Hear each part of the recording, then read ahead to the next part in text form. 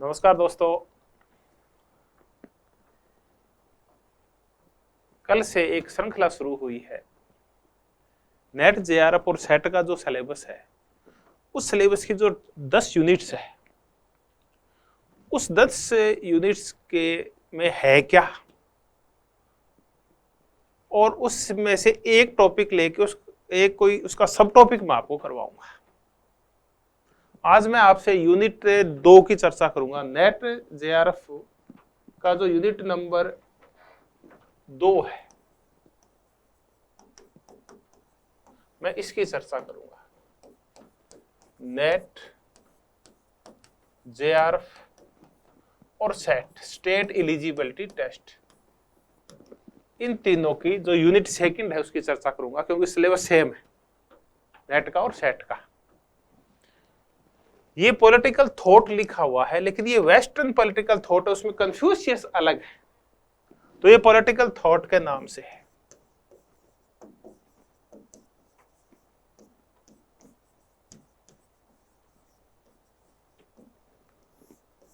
राजनीतिक चिंतन, और ये जो राजनीतिक चिंतन है, इसमें 16 चिंतक दिए हुए हैं, थिंकर्स दिए हुए हैं, 16 विचारक दिए हुए हैं।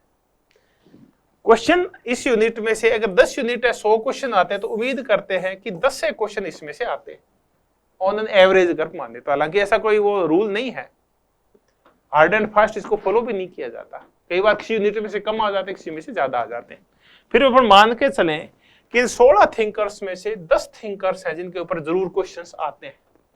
अब ये है कौन कौन से 16, उनकी अपन चर्चा कर लेते हैं। देखिए, 2 ग्रीक विचारक हैं, प्लेटो है, तो पहले वेस्टर्न कर लेते हैं, और उनके शिष्य अरस्तु है, अरिस्टोटल है। तो 2 ग्रीक विचारक है, प्लेटो और अरस्तु। जरूर क्वेश्चन आता है एक एक। प्लेटो पे तो पक्का ही आएगा, और अरस्तु, 2 ये हैं। उसके बाद आधुनिक चिंतक शुरू हो जाते हैं, मेडाइवल थॉट है ही नहीं। उसके बाद सीधा ही ग्रीक चिंतक से या प्राचीन चिंतन से सीधा ही अपन कहां जाएंगे, नहीं तो ग्रीक गायब कर दिए, वो सॉरी रोमन गायब कर दिए हैं और मेडाइवल गायब कर दिए हैं, और सीधा ही मॉडर्न के ऊपर आ गए, आधुनिक पे आ गए। और मॉडर्न से जो शुरुआत की गई है वो मैकियावेली से की गई है।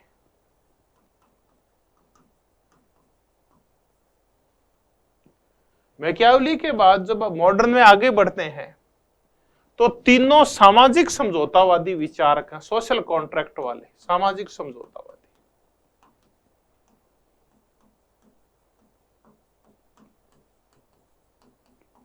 आपके बिल्कुल एकदम टिप्स के ऊपर है, होब्स, लॉक और रूसो।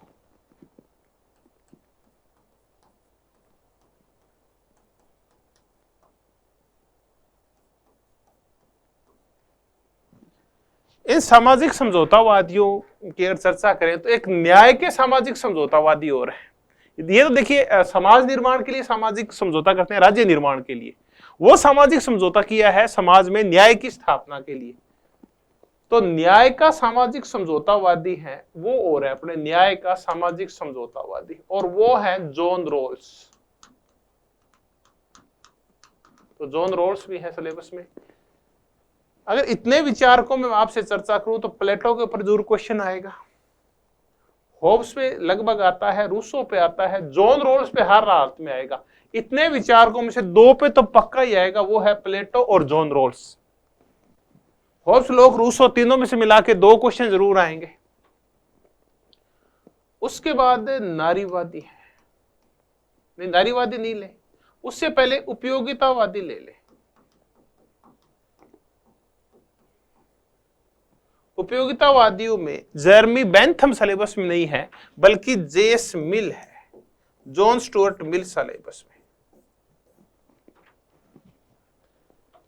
उसके बाद नारीवादियों में से जो उदारवाद नारीवाद की मां है, मदर है, वो है वुलोस्टोनोक्राफ्ट, मैरी वुलोस्टोनोक्राफ्ट। तो मैरी वुलोस्टोनोक्राफ्ट है, क्योंकि नारियों की चर्चा आ गई है, तो टोटलिटेरियनिज्म के खिलाफ खड़ी होने वाली एक महान महिला, हन्ना आरेंट, इस जर्मन यहूदी महिला को जो बाद में यूएस चली गई थी, उनकी चर्चा है। इसकी चर्चा हम नारीवाद के तहत तो नहीं करते, लेकिन वो एक मुख्य प्रोमिनेंट वॉइस है जिसने टोटलिटेरियनिज्म के खिलाफ, सर्वसत्तावाद और तानाशाही और नाजीवाद के खिलाफ आवाज उठाई है। वो है हन्ना आरेंट।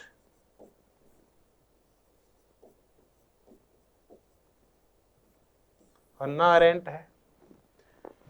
उसके बाद समाजवादी विचारक हैं।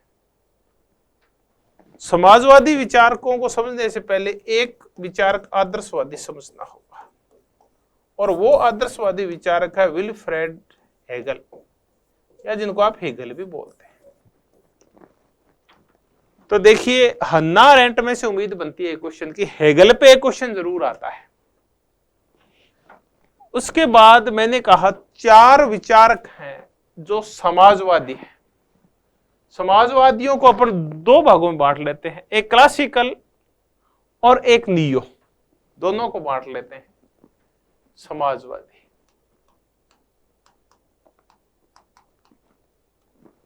या साम्यवादी कह लें।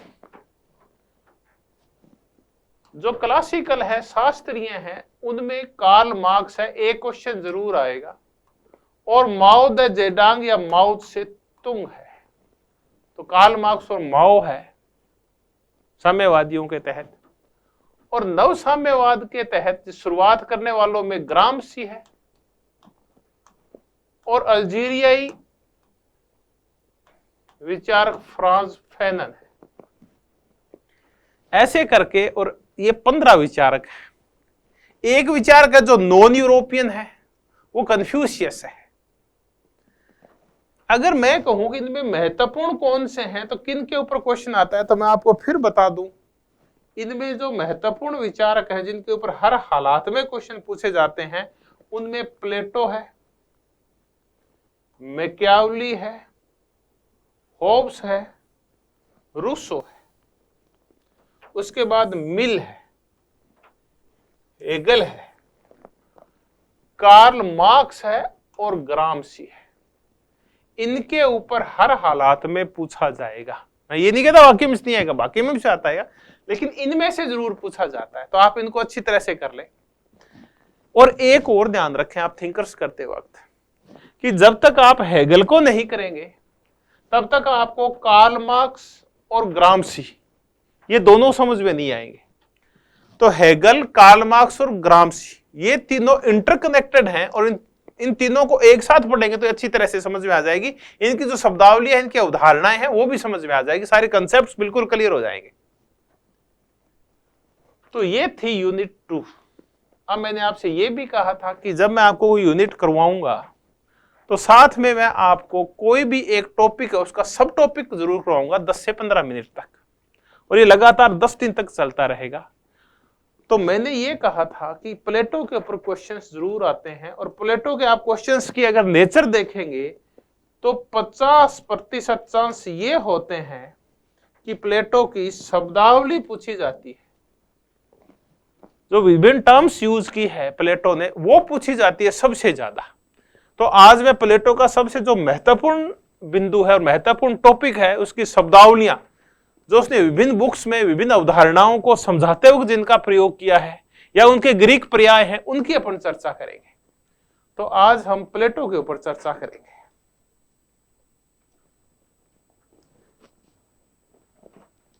प्लेटो के राजदर्शन की महत्वपूर्ण शब्दावली। हर शब्दावली का क्या अर्थ है, मैं आपको संक्षिप्त रूप में और इंटरेस्टिंग रूप में समझाने की कोशिश करूंगा। कैलिपोलिस, क्या है कैलिपोलिस? प्लेटो की जो पुस्तक रिपब्लिक है उसमें वर्णित है कैलिपोलिस। प्लेटो अपनी रिपब्लिक में जिस आइडियल स्टेट का निर्माण करना चाहता है उसको वो कैलिपोलिस कहता है। तो प्लेटो द्वारा वर्णित जो आदर्श राज्य है, जो आइडियल स्टेट है, जिसका नेतृत्व एक फिलोसोफर किंग के हाथ में होगा, एक दार्शनिक राजा के हाथ में होगा, वो है कैलिपोलिस, जो रिपब्लिकन में वर्णित है। अब कैलिपोलिस का तात्पर्य क्या है? तो इसका तात्पर्य एक सुंदर नगर या एक सुखी लोगों का समुदाय। तो आप इस कोलिपोलिस को आप सुंदर नगर कह सकते हैं। देखिए, आप इसको सुंदर नगर तो कह दें, लेकिन आप इसको सुंदरियों का नगर नहीं कहें। ये सुंदर नगर है, सुंदरियों का नगर नहीं है कैलिपोलिस, सुंदर नगर। और दूसरा इसका तात्पर्य है कि एक ऐसा आदर्श राज्य जहां सारे लोग सुखी हैं। तो ये सुखी लोगों का एक समुदाय है, ये भी आप कह सकते हैं, सुखी लोगों का समुदाय। एक शब्दावली की कि कैलिपोलिस क्या है? रिपब्लिक में वर्णित आदर्श राज्य के लिए ये कहा गया है। हम जिसको आइडियल स्टेट बोलते हैं, हिंदी में उसको आदर्श राज्य बोलते हैं, ग्रीक में इस शब्द कैलिपोलिस का प्रयोग किया प्लेटो ने। मैग्नीशिया क्या है? ये वो राज्य है जो प्लेटो की पुस्तक द लॉज से लिया गया है। द लॉज में जो राज्य है जो कानून के द्वारा संचालित होगा। देखिए, ये फिलोसोफर किंग, दार्शनिक राजा से संचालित होगा। यहां का राजा दार्शनिक राजा होगा, जो दार्शनिक राजा कह देगा वो ही कानून होगा। यानी यहां व्यक्ति का प्रभुत्व होगा। यहां जो संप्रभुता होगी वो एक व्यक्ति के पास होगी, एक संप्रभु व्यक्ति होगा इसमें। यहां जो संप्रभु होंगे वो कानून होंगे मैग्नीशिया में। यहां व्यक्ति कानून के नियंत्रण में रहेगा, राजा कानून के नियंत्रण में रहेगा, यहां कानून राजा के नियंत्रण में रहेंगे। तो कैलिपोलिस व्यक्ति नियंत्रित राज्य है और ये कानून नियंत्रित राज्य है। जहां रूल ऑफ लॉ होगा वो है मैग्नीशिया। राजा भी कानून के अनुसार चलेगा। मैग्नीशिया में कानून बड़े हैं, राजा छोटा है, लेकिन कैलिपोलिस में राजा बड़ा है और कानून छोटे हैं। नॉक्टर्नल काउंसिल, द लॉज, जो प्लेटो की अंतिम पुस्तक थी, प्रैक्टिकल पुस्तक, उसमें एक काउंसिल का वर्णन, एक परिषद का वर्णन है। ये वर्धों की परिषद है। और द लॉज में जिस राज्य का वर्णन किया गया है जो कानून के अनुसार संचालित होगा, उसमें कानून निर्माण का काम ये नॉक्टर्नल काउंसिल करेगी। बहुत बार क्वेश्चन पूछा जाता है कि नॉक्टर्नल काउंसिल जिसका वर्णन प्लेटो करता है वो कौन सी पुस्तक में वर्णित है? तो द लॉज में, एक क्वेश्चन। फिर नॉक्टर्नल काउंसिल क्या है? ये द लॉज में वर्णित जो मैग्नीशिया है, इस मैग्नीशिया के लिए ये निशाचर परिषद है यहाँ की, यानी नॉक्टर्नल काउंसिल है। निशाचर परिषद इसलिए कहते हैं कि उसकी बैठ के आमतौर पर रात को होती है। ये इस मैग्नीशिया के लिए लॉज का निर्माण करेगी, यहां नैतिकता को नियंत्रित करेगी, यहां वंशवृद्धि को नियंत्रित करेगी, लोगों के संबंधों को नियंत्रित करेगी, जनसंख्या वृद्धि को नियंत्रित करेगी और राज्य के संचालन में महत्वपूर्ण भूमिका निभाएगी। तो ये है निशाचर परिषद जो द लॉज में वर्णित है मैग्नीशिया के संचालन के लिए। नोएटिक मैन, ये प्लेटो दो प्रकार के व्यक्ति बताता है, एक है एपिटेटिव मैन और एक है नोएटिक मैन। नोएटिक मैन वो होता है जो विवेकशील होता है, बुद्धिमान होता है, जिसके पास बुद्धि होती है, जिसके पास ज्ञान होता है। विवेकशील व्यक्ति, बुद्धिमान व्यक्ति, तर्कवान व्यक्ति नोएटिक मैन होता है। जो रिपब्लिक में जो शिक्षा व्यवस्था की गई उसमें जो शासक वर्ग है वो नोएटिक मैन होंगे।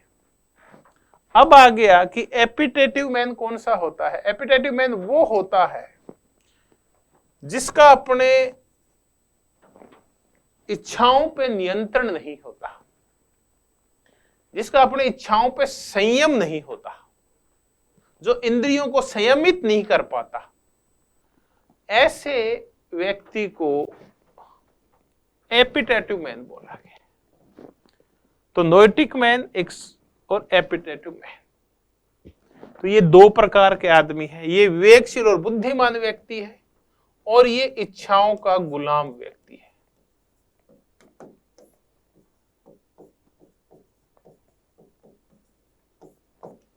ये शब्दावलियां, ये क्वेश्चन, एक क्वेश्चन तो ऐसे आते हैं। और देखिए कुछ और शब्दावलियां करते हैं।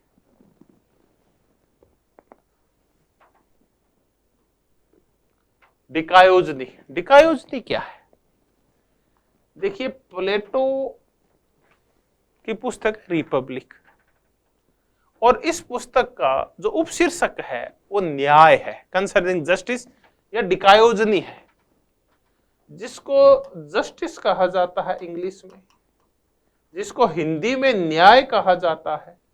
उसके लिए प्लेटो ने डिकायोजनी शब्द का प्रयोग किया है या डिकायोसन का प्रयोग किया है। ये है न्याय, ये नैतिकता वाला न्याय है, अच्छाई वाला न्याय है डिकायोजनी। तो ये न्याय के लिए ग्रीक शब्द है। अब आ गया गुफा का दृष्टांत या गुफा की कथा। ये बहुत ज्यादा पूछा जाता है कि गुफा का दृष्टांत। देखिए, इसमें दो लोगों की चर्चा है, एक है सुकरात और दूसरा है प्लेटो का छोटा भाई।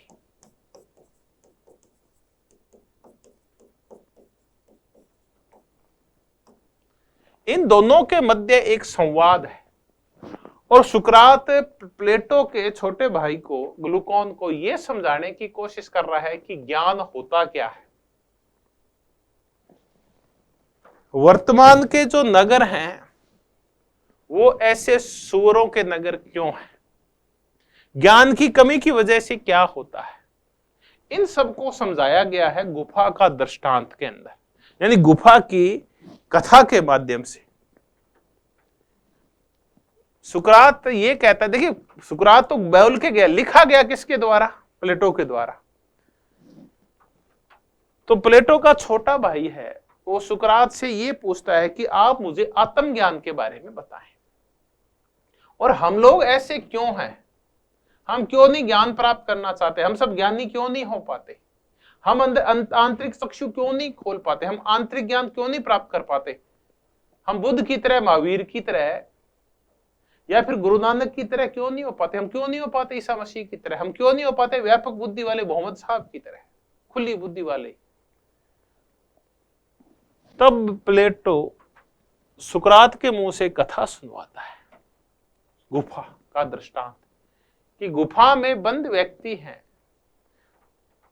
और उनका बचपन से ही, जब उनके बौद्धिक विकास नहीं हुआ था, उनका मुंह दीवार की तरफ कर दिया गया और उनको बांध दिया गया भारी भारी लोहे की जंजीरों से, उनका मुंह दीवार की तरफ है।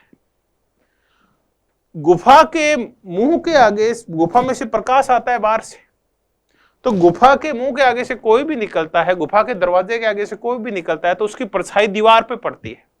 और गुफा में जो कैद व्यक्ति हैं, जितने भी मानव हैं, उन सबका मुंह दीवार की तरफ है। तो जैसे ही गुफा के द्वार के आगे से कोई निकलेगा तो उसकी जो परछाई है वो उस दीवार के ऊपर पड़ेगी। तो गुफा में वो कैद अज्ञानी मनुष्य उस परछाई को ही सत्य मानने लगते हैं और उसी के लिए वो लड़ते झगड़ते हैं। ऐसे ही हम हैं, हम आत्मज्ञान और ज्ञान के अभाव में इन नाश्वर चीजों से, चाहे वो हमारी जमीन हो, चाहे घर हो, चाहे कपड़े हो, सोना हो, चांदी हो, हमारा खुद का शरीर हो, इनकी तरफ ध्यान देते रहते हैं क्योंकि नश्वर चीजें हैं। वैसे ही नश्वर चीजें हैं, जैसे वो परछाई जो दीवार पे थी वो नश्वर थी, स्थायी और शाश्वत नहीं थी। तो हम भी ऐसे ही हैं, हम उन भौतिक चीजों के लिए झगड़ते रहते हैं जो नाशवान है और उन्हीं को सत्य मानते रहते हैं, जबकि विचार और आत्मा सत्य होती है, शरीर सत्य नहीं होता। यही समझाना चाह रहा है। उनमें से एक व्यक्ति जो गुफा से वो जंजीरें तोड़वा के, अज्ञान की जंजीरें खुला के और बाहर आ जाता है, उसकी फिर भीतरी आंखें, इनवर्ड आईज खुल जाती है। ये भी एक शब्दावली है। जो ज्ञान और अज्ञान, आत्मज्ञान जो प्राप्त कर लेता है, यानी इसकी भीतरी आंखें खुल जाती है। यह है भीतरी आंखें, विभाजन रेखा। विभाजन रेखा का यहां तात्पर्य है कि वो व्यक्ति जो विभाजन करना सीख जाता है आत्मा में और शरीर में, नश्वर और अनाशवान चीजों में, ईश्वरीय तत्वों में और भौतिक तत्वों में जो अंतर करना सीख जाता है, वो है नोएटिक मैन।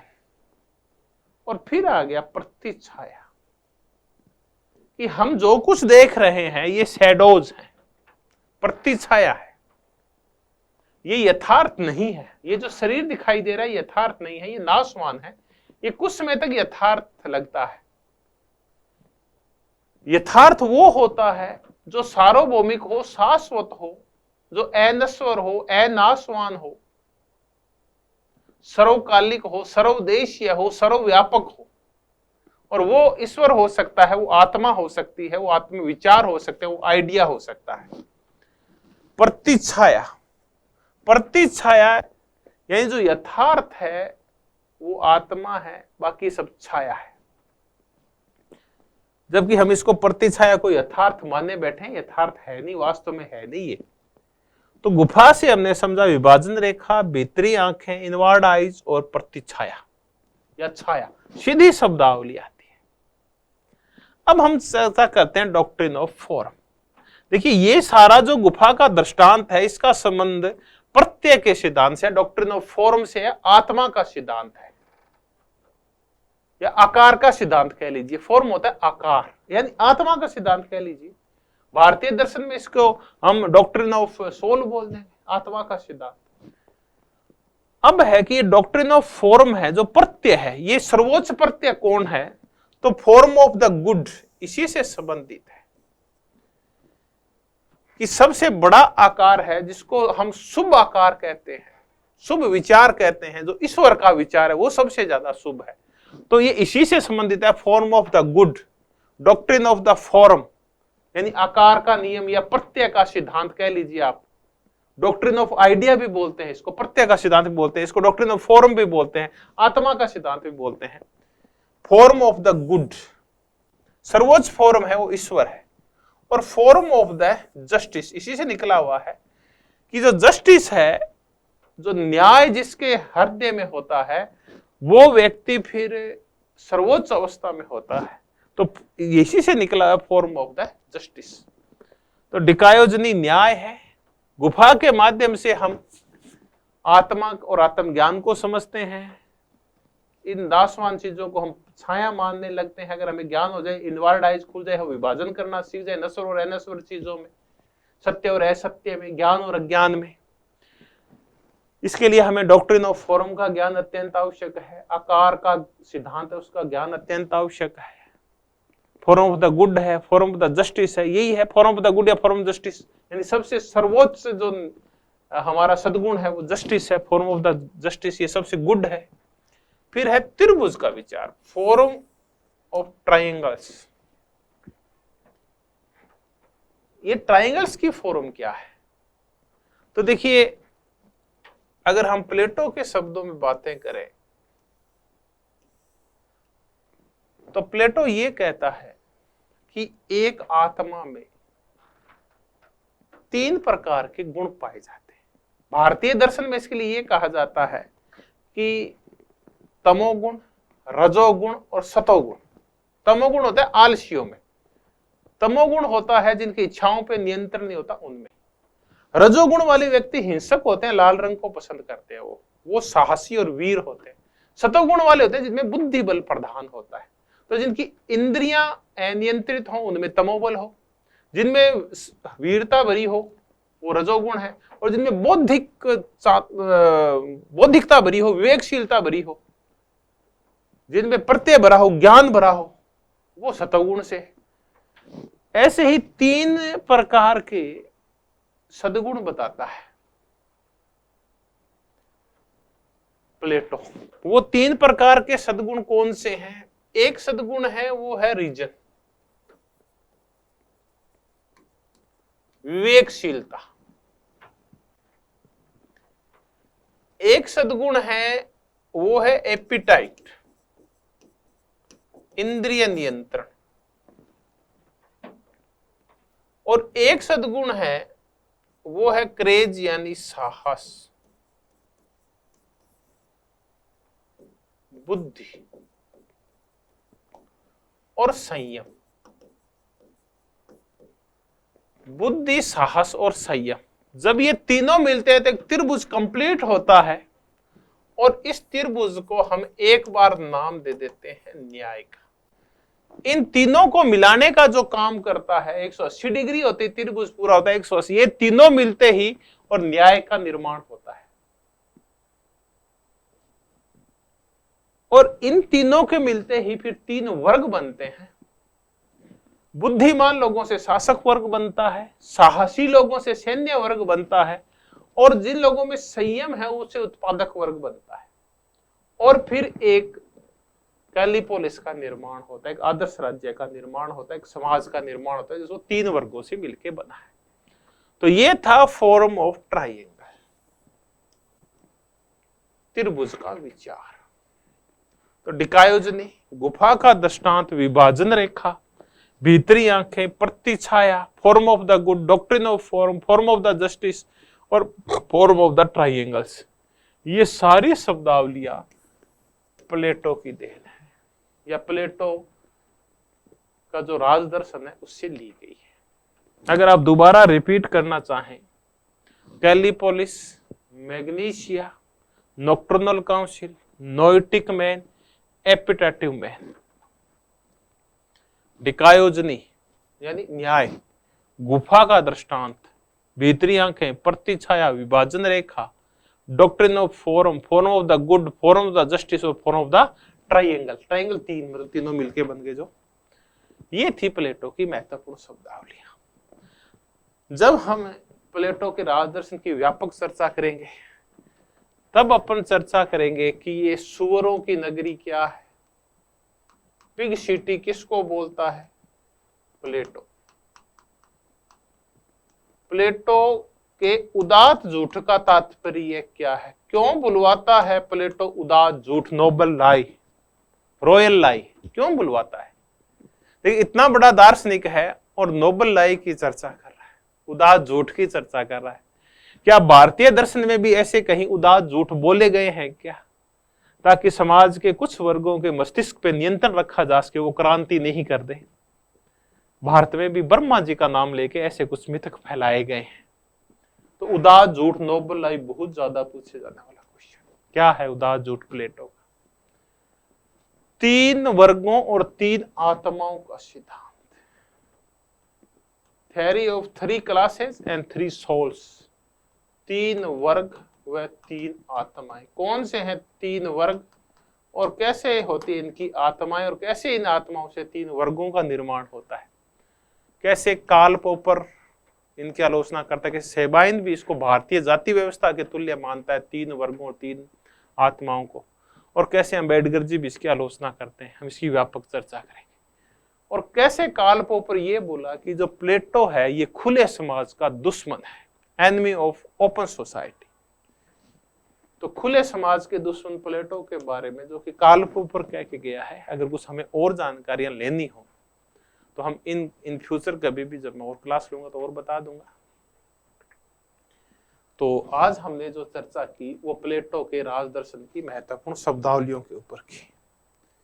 मेरी आपसे एक गुजारिश है, वो गुजारिश ये है कि अगर आप ऐसे ही कुछ और